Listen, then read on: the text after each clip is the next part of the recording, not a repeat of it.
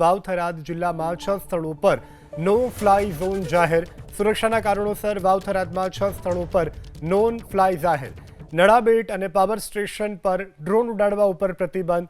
BSF battalion camp Lakhani 200 કેવી substation પર drone પર પ્રતિબંધ.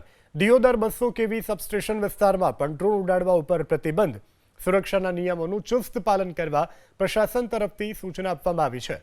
તો બીએસએફ બટાલિયન કેમ્પ લાખણી 200 કેવી સબસ્ટેશન પર ડ્રોન પર પ્રતિબંધનું જાહેરનામું બહાર પાડવામાં આવ્યું છે.